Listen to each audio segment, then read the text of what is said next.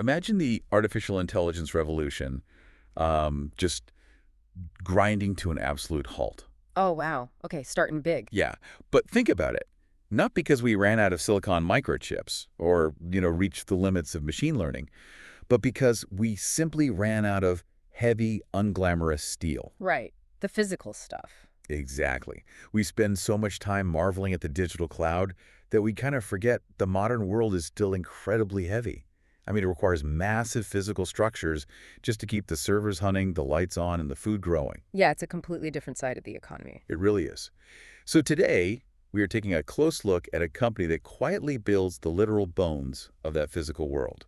We're doing a deep dive into Valmont Industries Yeah. and their Q2 2026 earnings report. Which is, it's honestly a perfect moment to look under the hood of the physical economy, especially when you see how drastically it contrasts with the tech sector right now. For sure.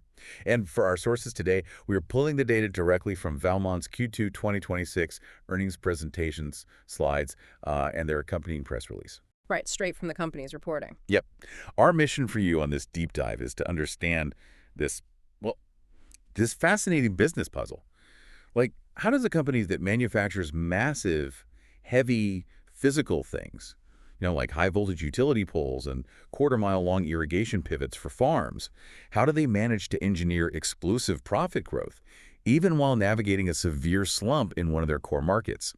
Okay, let's unpack this. Yeah, to really appreciate the mechanics of what Valmont just achieved, we kind of need to start with the sheer scale of the success they're reporting. The headline numbers. Exactly. The numbers in this second quarter report are turning heads across the whole industrial sector because, they basically defy the gravity of the current macroeconomic environment. Let's lay out those headline numbers to give you a sense of the momentum here. So in the second quarter of 2026, Valmont hit $1.12 billion in net sales. That is a 6.5% increase compared to the same time last year. But, the top line isn't even the most impressive part. Their operating margin expanded significantly, jumping by 130 basis points to reach 14.8%. And for anyone not fluent in Wall Street jargon, a basis point is just 1/100th of a percentage point. Right. So a 130 basis point jump means their profit margin increased by 1.3%. In plain English, for every dollar of revenue Valmont brings in, they're now keeping nearly 15 cents purely as operating profit. Which is wild. It is, because in heavy manufacturing, where you have these massive fixed costs like steel plants and unionized labor, squeezing an extra 1.3% of profit out of your operations in a single year, that's a massive leap in efficiency. And that jump in efficiency flows straight to the bottom line, which is, what shareholders actually care about. Their diluted earnings per share, or EPS, jumped a massive 25.8% to $6.14 for the quarter. What's fascinating here is that this kind of top-line and bottom-line growth is happening despite incredibly complex global market conditions. Yeah, it's not exactly an easy environment right now.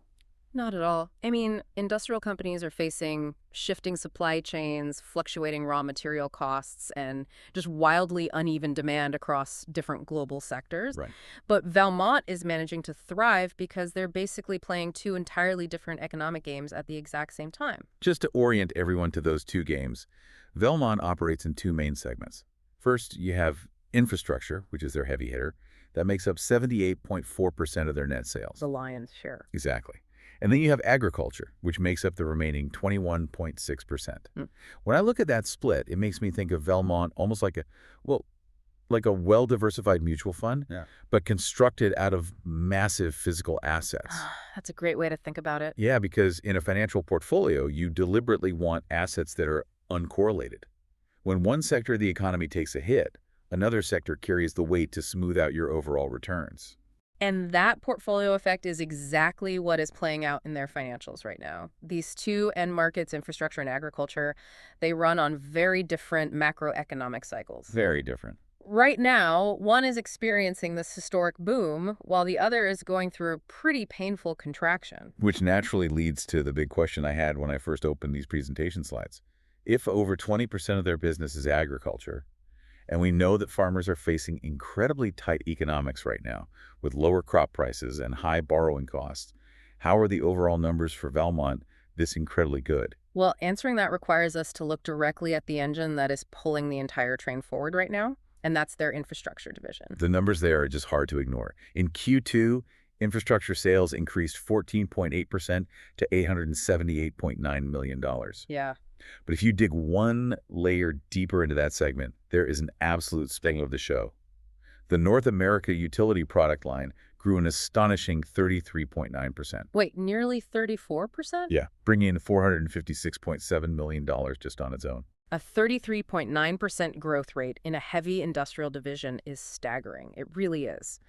And if we connect this to the bigger picture, we aren't looking at a random one-time spike in orders here. Right, this isn't a fluke. No, we are looking at a multi-year structural demand driver.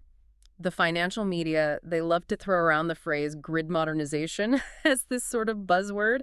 But for Valmont, grid modernization translates into tangible, massive steel structures being planted into the ground. I mean, we aren't just talking about replacing a wooden telephone pole at the end of a suburban street here. Far from it. We're talking about highly complex, mission-critical engineering projects. You have to picture the massive steel lattice transmission towers that carry high-voltage power across hundreds of miles of mountains and plains. The big stuff. Exactly. Yeah. The U.S. power grid is aging rapidly, and at the exact same time, energy demand is surging at a rate we haven't seen in decades. Because of EVs and everything? Yes. You have the nationwide transition to electric vehicles requiring way more charging infrastructure. You have the electrification of industrial manufacturing processes. And perhaps most significantly, you have the massive, unprecedented power requirements of data centers. Right, the AI data centers we talked about. Exactly. They're being built constantly to train these artificial intelligence models. Which means utility companies don't really have a choice.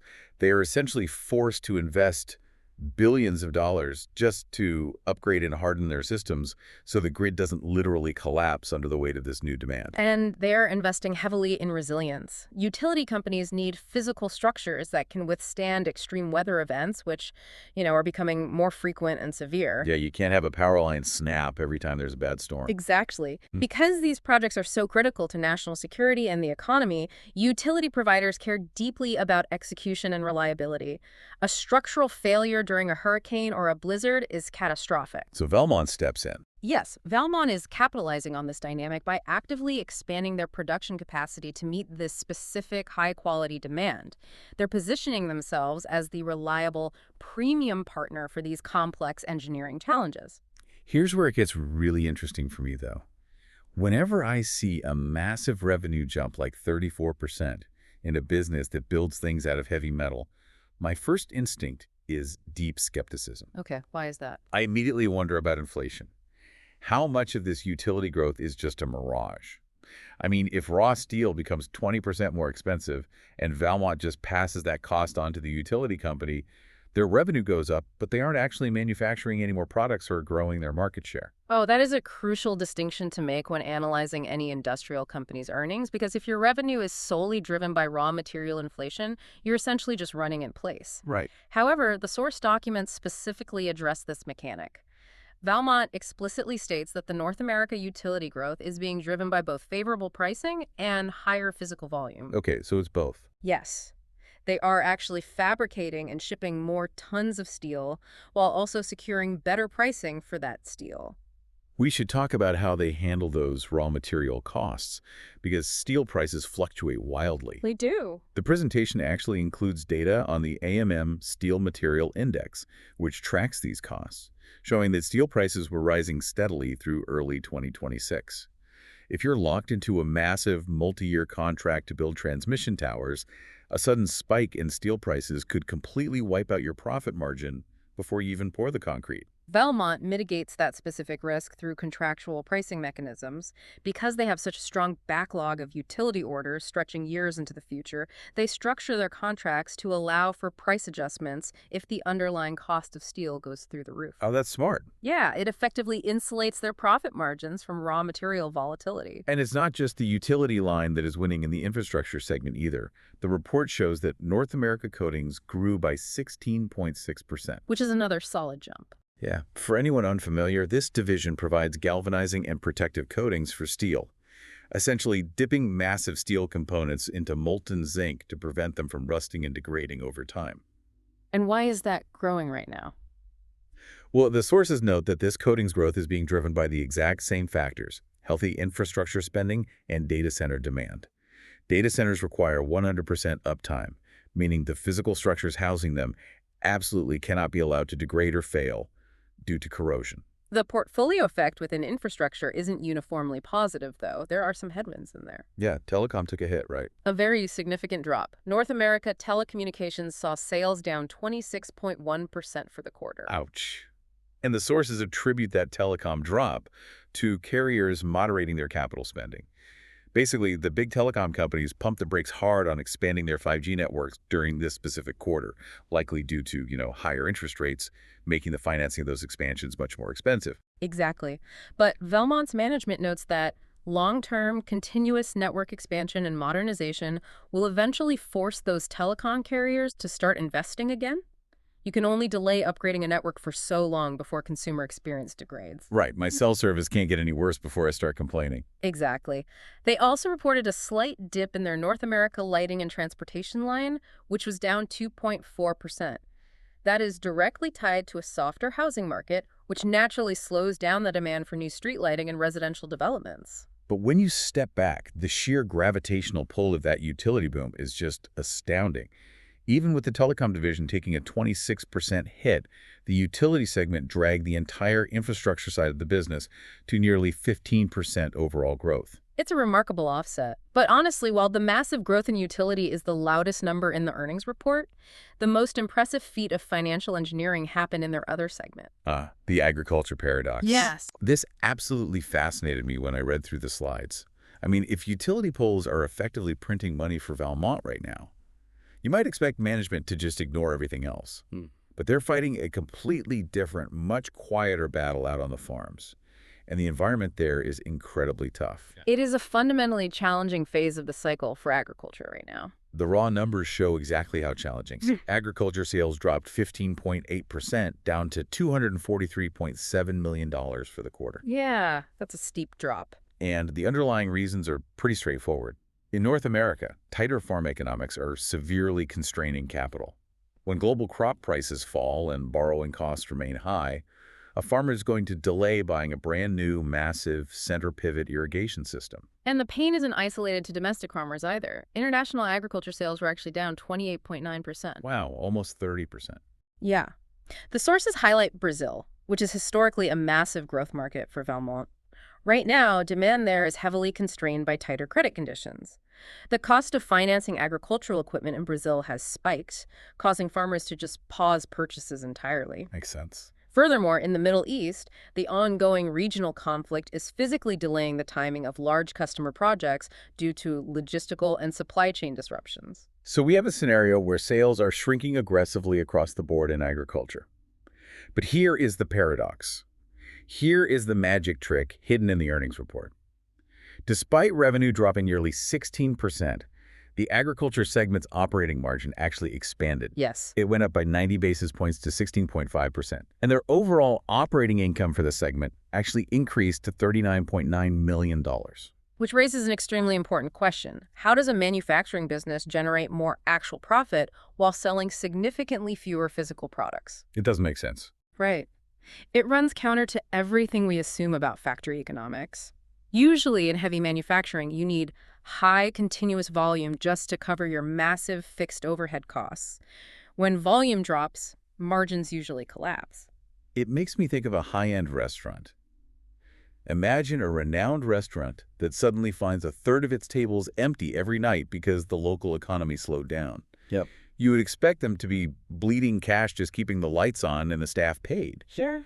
But instead, the management meticulously tweaks the menu, negotiates better bulk prices with their food suppliers, and manages their staff shifts so perfectly that they actually walk away with a higher net profit at the end of the night than they did when the place was packed. That analogy maps perfectly onto Valmont's strategy. The earnings presentation outlines exactly how management executed this within the agriculture segment. First, they just refused to panic. Always a good start. Yeah. In a down market, the temptation is always to slash prices just to chase volume and keep the factories busy. But Valmont maintained highly disciplined pricing.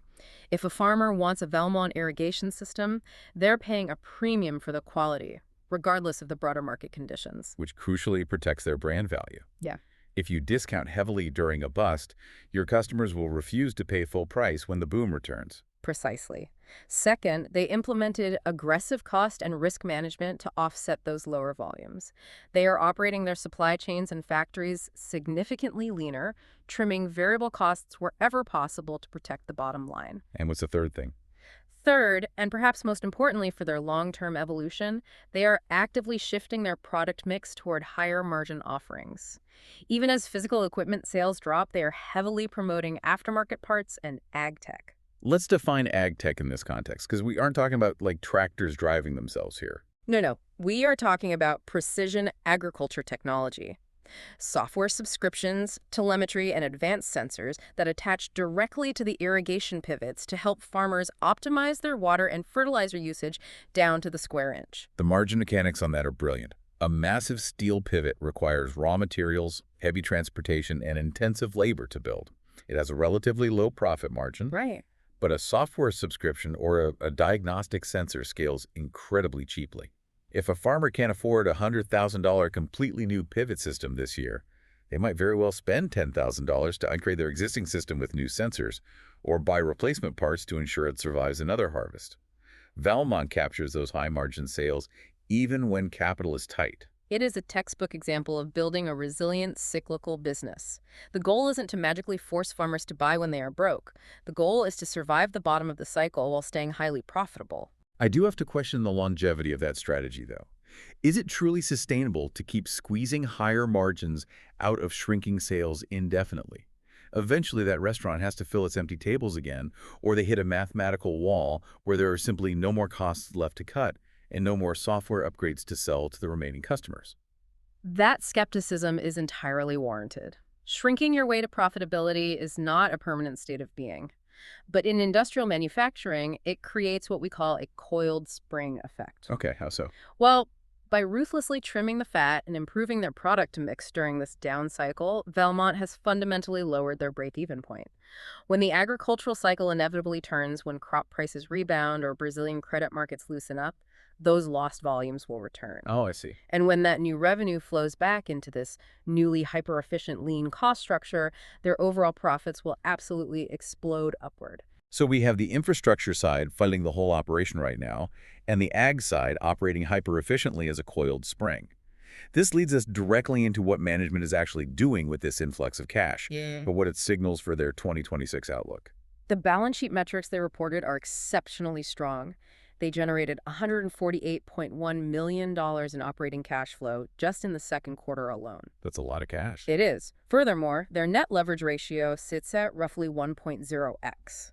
To translate that leverage ratio for you, it basically means their total debt is equal to just about 1 year of their core earnings.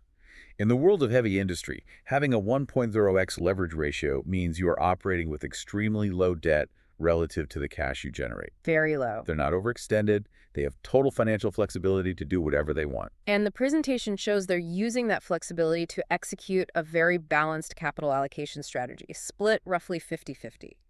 Half of their capital is going toward returning cash directly to shareholders, and the other half is being deployed to physically grow the business. Let's break down those actual dollar amounts. On the shareholder return side, they spent $60 million executing share repurchases, essentially buying back their own stock from the open market, and they paid out $15 million in dividends. Yep. On the growth side, they deployed $36 million in capital expenditures, or CapEx, during the quarter. The sources specify that this CapEx is primarily being used to physically expand that booming North America utility capacity we discussed earlier. It is a very deliberate, dual-pronged approach. So what does this all mean for the listener? If you're hearing this and thinking, wait a minute, why are they spending $60 million buying back their own stock if utility demand is so massive?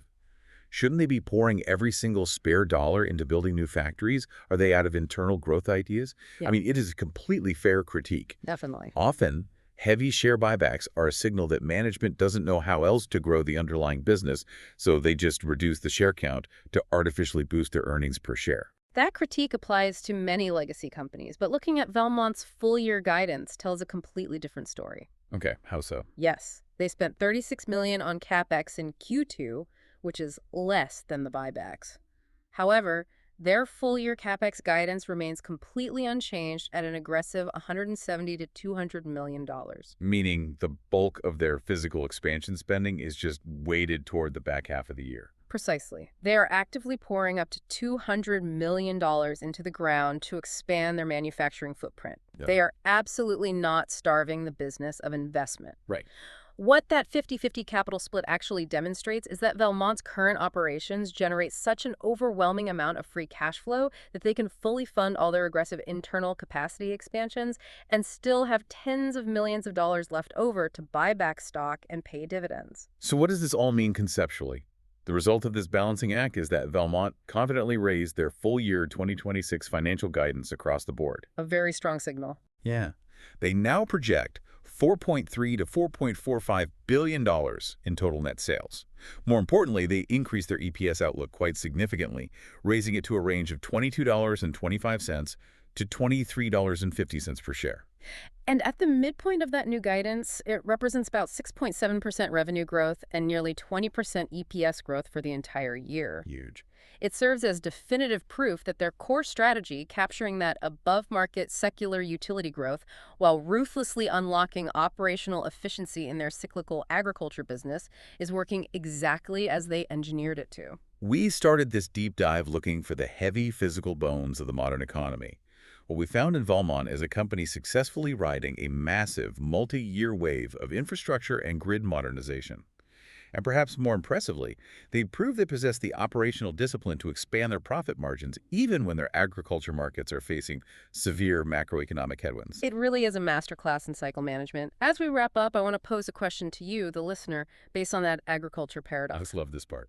What stands out to you about Valmont's ability to squeeze higher profits out of shrinking sales? It is deeply worth considering how operational efficiency, disciplined pricing, and a strategic pivot toward higher margin tech and services could be used to offset inevitable market downturns in your own industry or your own business. It is a phenomenal lesson in how great companies don't panic when the economic cycle turns against them.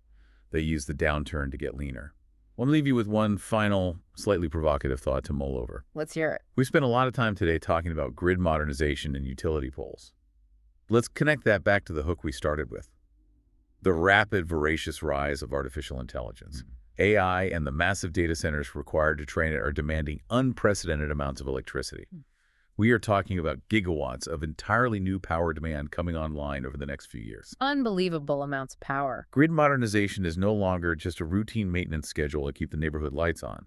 It has become an urgent, high-stakes technological arms race. The physical infrastructure absolutely has to catch up, or the digital ambitions simply cannot be realized. As the biggest tech giants in the world pour hundreds of billions of dollars into digital infrastructure and AI software, they remain completely, entirely dependent on the physical grid being able to deliver the power to their servers.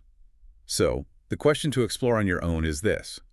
Will traditional physical world companies like Valmont, the ones who manufacture the literal heavy steel structures holding the power lines, become the unexpected fatal bottlenecks of the AI revolution? Or, precisely because they hold the physical keys to delivering the required power, will they become its quietest, most lucrative mega winners? Thank you for joining us on this deep dive. Keep looking closely at the heavy things that make the digital world possible. We will see you next time.